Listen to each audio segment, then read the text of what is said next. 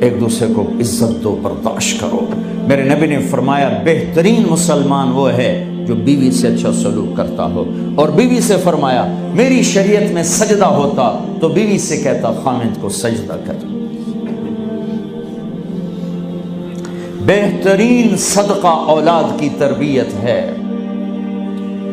پورا گھر میرے نبی نے نقشہ، ہر ایک کی قیمت بتائی۔ ماں تیرے قدموں تلے جنت، کاش میری ماں زندہ ہوتی، تم دیکھتے میں کیا کرتا، میں عشاء کی نماز کے مصلی پر ہوتا، میں سورۃ فاتحہ پڑھ رہا تھا، ادھر سے آواز آتی میری ماں کی محمد، تو میں نماز توڑ کے کہتا لبیک اماں جان۔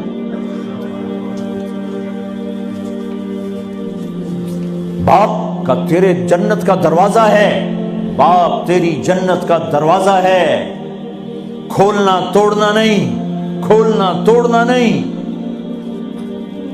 توڑ دیا تو جنت میں نہ جا سکو گے۔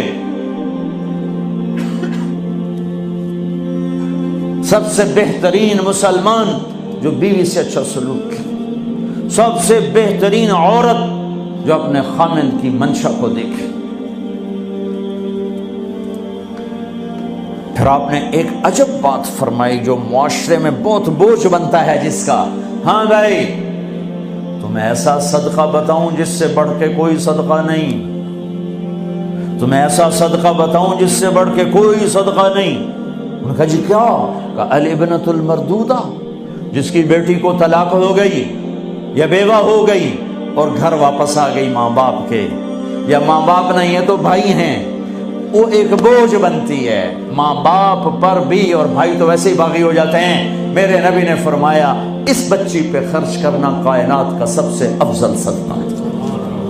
گھر، ایک گھر کیسے چلتا ہے؟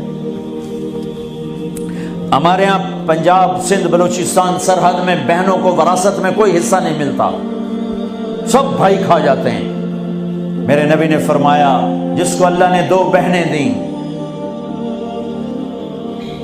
اس نے ان کا حق ادا کیا، شادی کی حق ادا کیا۔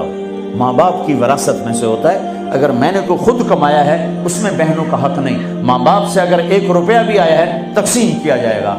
جس نے بہنوں کا حق ادا کیا، شادی کی حق ادا کیا، اس پہ جنت واجب ہو گئی۔ جس کو اللہ نے 3 بیٹیاں دی، اس نے ان کی ڈولی اٹھائی، وہ جنت میں میرے ساتھ یوں ہوگا۔ ایک بولے اگر 2 ہوں، کہ جس نے 2 بیٹیوں کی شادی کی وہ بھی ایسے ہوگا۔ اللہ بھلا کرے۔ ایک صحابی کا کہ جس کی 1 ہو، کہ جس کی 1 ہے، اگر اس نے اس کو عزت سے رخصت کیا تو وہ بھی میرے ساتھ ایسے ہی ہوگا۔